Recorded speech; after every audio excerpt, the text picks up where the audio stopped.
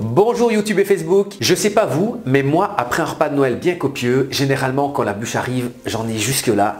Et des bûches avec des crèmes au beurre, avec des chantilly bien mastoc, c'est totalement impossible de faire passer ça après le repas. Par contre, une bûche bien légère, aux fruits par exemple, ça j'adore.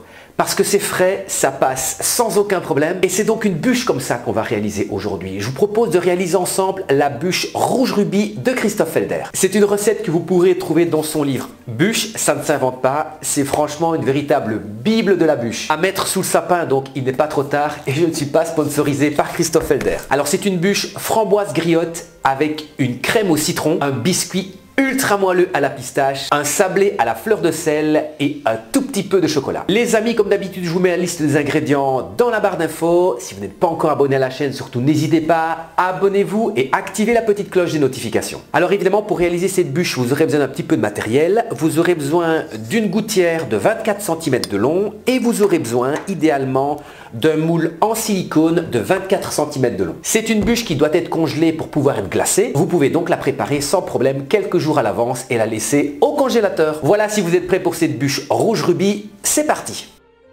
On va commencer par préparer le confit griotte framboise. Je vais faire cuire quelques minutes uniquement les griottes. J'incorpore ensuite le sucre mélangé à la pectine.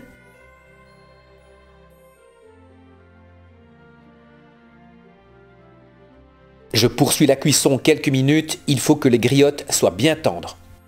Quand c'est cuit, je verse mon confit dans la gouttière préalablement filmée. N'oubliez pas de mettre un film, ça facilitera le démoulage. Assurez-vous que ce soit bien réparti dans la gouttière.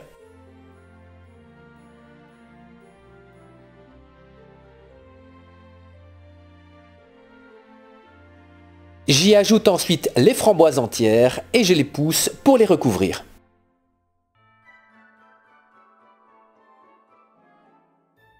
Voilà, c'est prêt, je réserve pour plus tard. Je vais maintenant préparer le biscuit moelleux à la pistache. Dans un cul de poule, je mélange le temps pour temps avec les œufs. J'ajoute le jaune d'œuf et la pâte de pistache.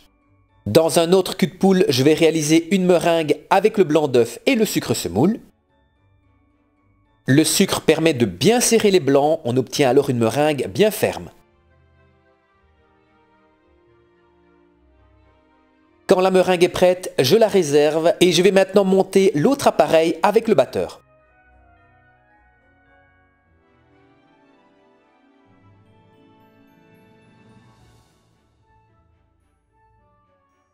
La préparation a doublé de volume, j'y incorpore le beurre fondu. Ensuite la fécule.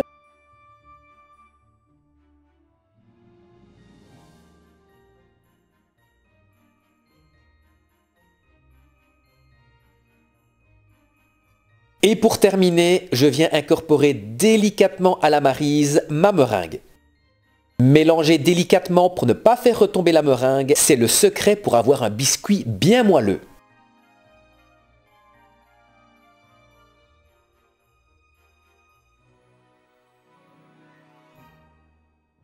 Je vais l'étaler sur une feuille de papier cuisson, environ 1 cm d'épaisseur.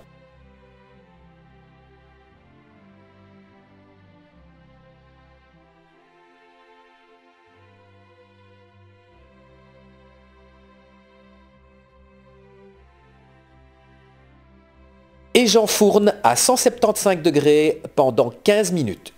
Voilà, mon biscuit est cuit, il est bien doré, bien moelleux, c'est top. Je vais découper deux bandes de 24 cm de long. Alors il y en a une qui aura 8 cm de largeur et l'autre aura 4 cm de largeur. Bon ok, c'est un peu du bricolage, mais c'est quand même pas trop difficile à faire.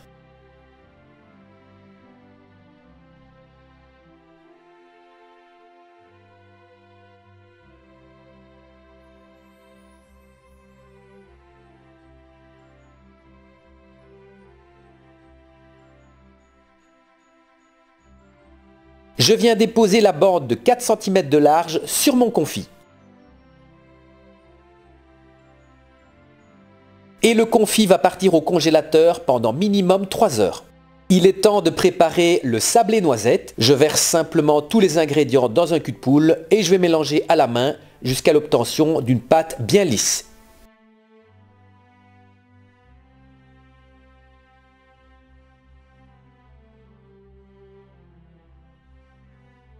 Voilà le résultat. Je l'étale entre deux feuilles de papier cuisson sur 4 à 5 mm d'épaisseur.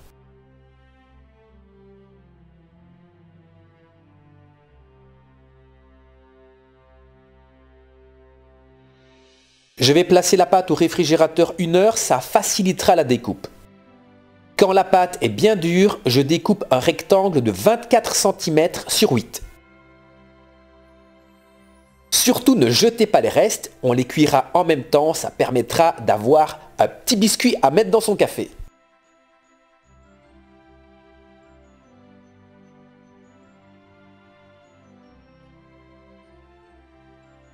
On enfourne à 170 degrés pendant 15 à 20 minutes, le biscuit doit être bien doré. Voilà, le biscuit est cuit, je vais le laisser refroidir et puis je vais raboter les bords pour récupérer la forme de base. Étape suivante, la mousse au citron. Je verse le Philadelphia et le sucre glace. Je viens zester un citron jaune et un citron vert. Alors attention, n'oubliez pas, prenez bien des citrons bio. Je vais fouetter pour bien détendre le fromage, ça nous permettra d'obtenir une crème.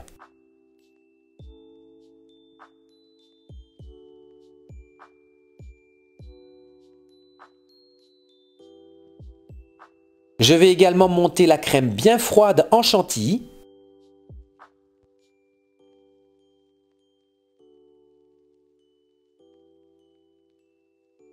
Dans un autre cul de poule, je vais préparer la pâte à bombe. Je vais donc fouetter énergiquement les jaunes d'œufs. Je fais cuire le sucre semoule avec l'eau jusqu'à atteindre 118 degrés. Une fois les 118 degrés atteints, je stoppe la cuisson et je viens verser ce sirop en filet sur les jaunes d'œufs. Je continue à battre pour éviter d'avoir des grumeaux.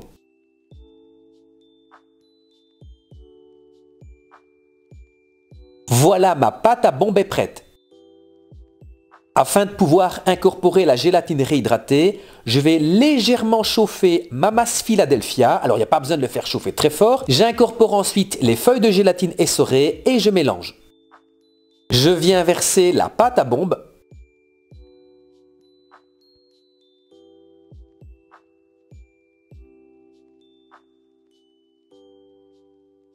Et enfin, dernière étape, j'ajoute la crème chantilly bien froide. Attention, pour éviter de faire retomber votre chantilly, il faut que votre masse Philadelphia ne soit pas trop chaude. Eh bien, on va enfin pouvoir procéder au montage de notre bûche. Je viens placer une partie de la masse Philadelphia dans le moule. Je lisse à la spatule et je m'assure de bien recouvrir les bords.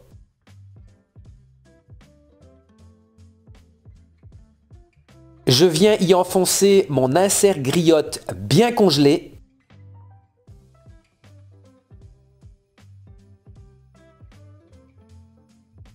Je recouvre tout ça d'une petite couche de crème.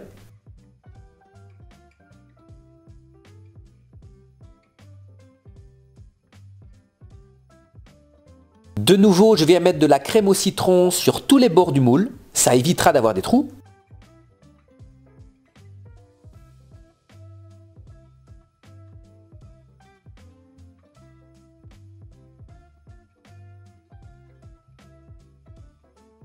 Je viens placer mon rectangle de biscuit pistache.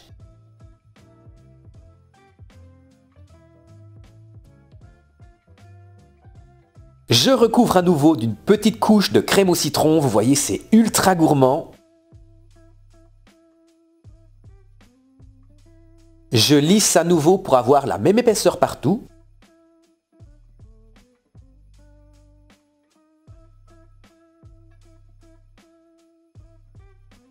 Et enfin, je viens déposer mon sablé noisette. Voilà, enfin c'est prêt. La bûche va maintenant partir au congélateur pendant idéalement une nuit. 8 heures minimum, il faut absolument que ce soit du béton. Pendant ce temps, je vous propose de préparer les décors en chocolat. Alors rien d'extraordinaire, je vais commencer par tempérer du chocolat blanc. Quand le chocolat est tempéré, je viens verser les 2/3 entre deux feuilles de papier guitare et j'étale sur une épaisseur approximativement de 2 mm. On va laisser cristalliser bien tranquillement et pendant ce temps-là, avec le reste de chocolat blanc, je vais y incorporer du colorant rouge et même chose, je viens l'étaler entre deux feuilles de papier guitare sur 2 mm et je laisse cristalliser. Voilà, le chocolat est maintenant cristallisé. Alors je vais découper des disques rouges, des disques blancs, de tailles un peu différentes. Vous faites comme vous voulez, c'est vous qui voyez.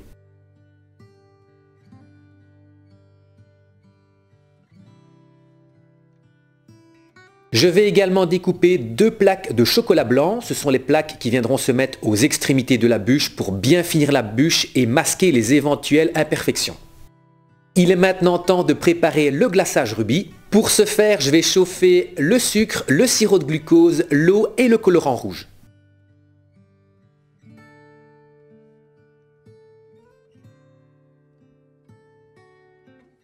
J'y incorpore le lait concentré.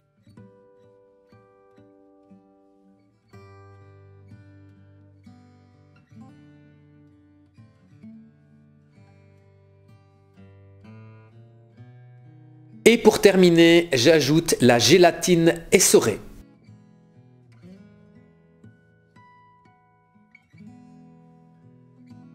Quand le liquide est à 85 degrés, je viens le verser sur le chocolat blanc coupé finement. Je mélange pour bien faire fondre le chocolat.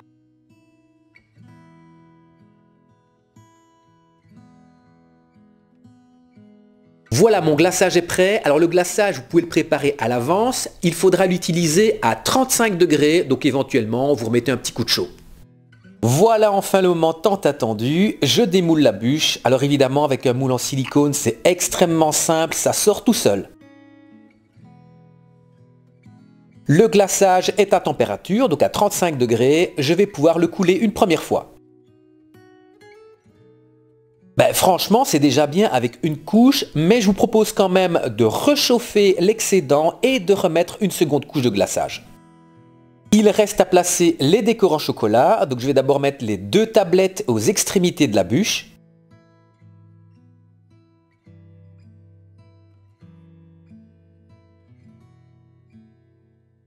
J'ajoute ensuite la petite plaque, allez, disons-le franchement, cache-misère.